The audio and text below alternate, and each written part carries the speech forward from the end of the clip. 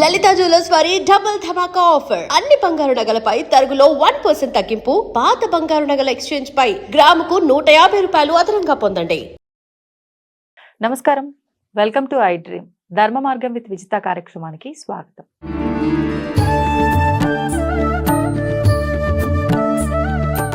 ఇప్పుడు సినిమాల్లో చూస్తూ ఉంటాం, సినిమాల్లో సీరియల్స్ లో చూస్తూ ఉంటాం, ఎక్కువగా తపస్సు చేసి సాధన చేసి, ఇందాక మీరు చెప్పిన స్టోరీలో కూడా అతను భరద్వాజ మహర్షి వాళ్ళ అబ్బాయి తపస్సు చేసి ఇంద్రుణ్ణి అన్నాడు కదా, అలాంటివి ఎక్కువగా చూస్తుంటాం. ఇప్పుడు మీరు ఇంతింత సాధన తపస్సులు ఇవన్నీ చేస్తూ ఉంటారు కదా, అంటే అలా దేవుళ్ళు ప్రత్యక్షం అవుతారా మీకు కూడా? లేదు అంటే అంతటా దేవుడు ఉంటాడు, నాలోను దేవుడు ఉన్నాడు, నేనే దేవుణ్ణి అనే భావనలోకి వస్తారా? నీకు చెప్తున్నా, 100% దేవుడు దర్శనం ఇస్తాడు. ఎలా, ఏ స్థాయిలో అంటే అంతర్ముఖ సమారాధ్య బహిర్ముఖ సుదుర్లభ. బహిర్ముఖంగా ఒక రూపాన్ని అవతరించి ఇయ్యరు కలియుగంలో, నీ అంతర్ముఖంలో దర్శనమిస్తారు.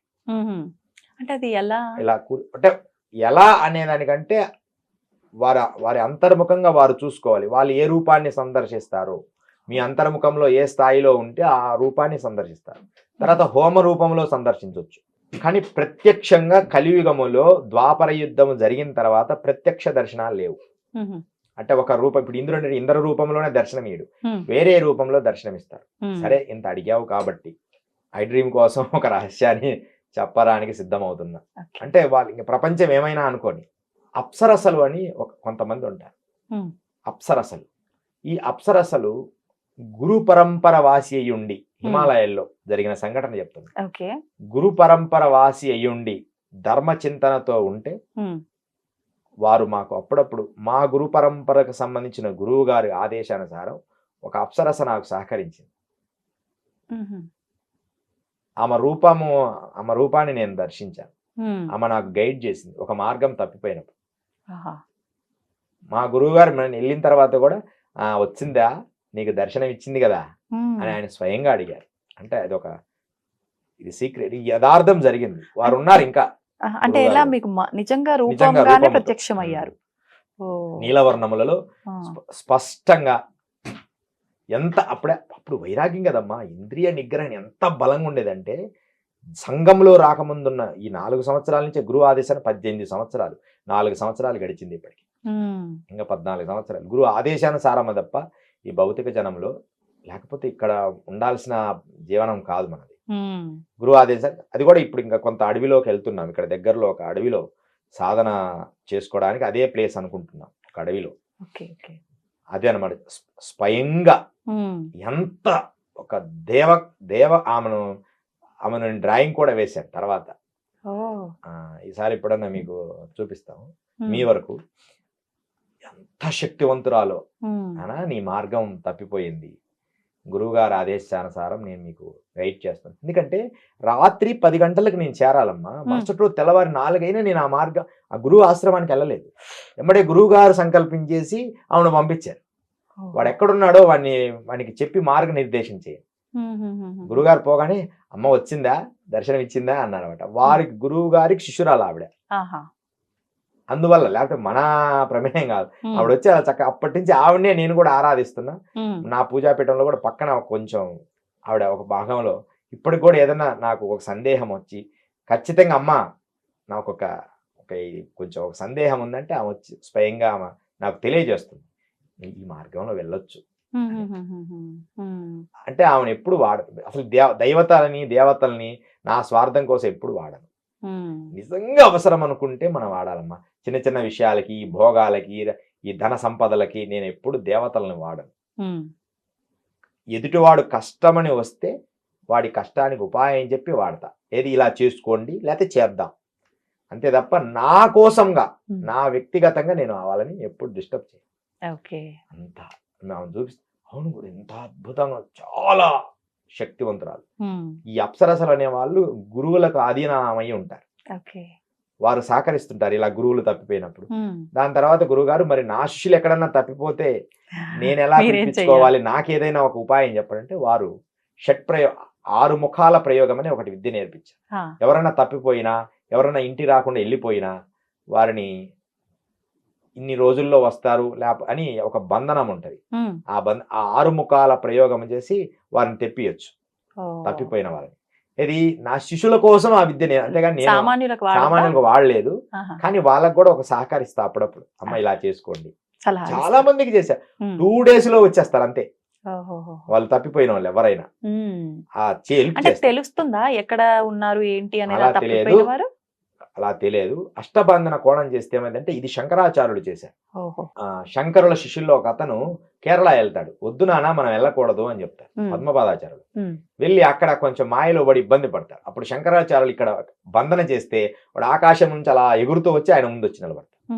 ఇది కొంతమంది నమ్మినా నమ్మకపోయినా ఆయన మంత్రశక్తి లేదంటే బంధించడం, వాడి శిష్యుడిని పట్టుకొని తీసుకొచ్చి తన ముందు పెట్టుకోవడం. ఓకే. ఇది కథలో జరిగింది కాబట్టి నమ్ముతారు, కానీ లేకపోతే నేను చెబితే ఎవడు నమ్మరు. అలాంటి శక్తి అప్పుడు ఉండేది. మాదేంటంటే వారిని మనసును మార్చి ఆ మార్గంలో తీసుకొచ్చేటట్టు మా గురువు గారు ఆ విద్య నేర్పించారు. మనకు సౌందర్య లహరి సాధన చేసిన ఈ శక్తులు కొన్ని మనకు వస్తాయి, కానీ మాకు వేరే ఇంకా కఠినమైన శిక్షణ. ఎందుకంటే శిష్యుల్లో ఈ మంత్ర సాధన చేసి ఉన్మత్తులు అవుతారు, పిచ్చోళ్ళు అయిపోతారు. కొంతమంది సరిగా సాధన చేయక ఎక్కడో ఉండిపోతారు, అన్బ్యాలెన్స్ అయ్యి. వాళ్ళని మళ్ళీ మనం పట్టుకొని మన మా మార్గంలో తెచ్చుకొని నీళ్లు జల్లి, రే అంత అవసరం లేదు ఇంత చెయ్యి అంటే ఎక్కువగా చేస్తే అలా అవుతారా? చేస్తే అంతే కదా. చాలా మంది మనం రోడ్ల మీద చూస్తుంటాం పిచ్చి వాళ్ళయి ఈ మంత్ర సాధన ఎవడు పడితే వాడు చేయడమే. అలా దీన్ని ఎలా చేయాలి, ఎందుకు చేయాలి తెలియకుండా అందరికి ఇయడమే. గురువులు ఇప్పుడు ఏమైనా బజార్కి ఒక గురువు అయ్యిండు కదా, మార్గానికి ఒక గురువు అయ్యిండు, రోడ్డుకు ఒక గురువు అయ్యిండు, ప్రతి వానికి శిష్యులు కావాలి. ఆ అందుకని ఇప్పుడు ఇన్ని సంవత్సరాల్లో మాకు గట్టిగా ప్రథమ శిష్యులు గట్టిగా ఉంటే ఒక 6 మంది ఉంటారు. ఇన్ని సంవత్సరాలు ఎందుకు? మిగతా వాళ్ళని మనం ఇయలేకనా? కాదు, వజ్రం ఒకటి చాలు, అది వజ్రంగా మలచాలి. వాడు పామరుడైనా సరే వాడిని వజ్రంగా ఒక్కడిని తయారు చేసుకోవాలి. నిజమైన వజ్రం వచ్చినప్పుడు దాన్ని శుద్ధి చేయాలి. అదే ఎవడికి పడితే వాడికి ఇద్దరు లేడం. వాడి శిష్య కణాలు నాకు ఒక 100 మంది ఉండరు, నాకు 1,00,000 మంది ఉండరు, నాకు కూడా 1,00,000 మంది ఉంటారు శిష్యులు. కానీ శిష్యులు కాదు, వాళ్ళంతా భక్తులు అంతే. కానీ శిష్యులు మాత్రం ఒక్కడే. స్వామి వివేకానంద అన్నాడు, ఒక్కడుంటే చాలు, నాకు 10 మంది ఉంటే ఈ ప్రపంచాన్ని మార్చేస్తా అన్నాడు స్వామి వివేకానంద. నాలాంటి తలలు. అందుకని మనము శిష్యుల మీద ఫోకస్ చేయకూడదు, వజ్రాన్ని మాత్రం పట్టుకొని శుద్ధి చేయాలి. అందరికి విద్యలు నేర్పడము, అది విద్య గురు పరంపర ప్రమాణం లేకపోతే అసలు గురువు నిజమైన గురువు చెప్తున్నామ్మా. వారాహి, కాళి, బగలాముఖి, ప్రత్యంగర, ధూమవతి, దశమహావిద్యలు ఎవ్వడికి నేర్పడు.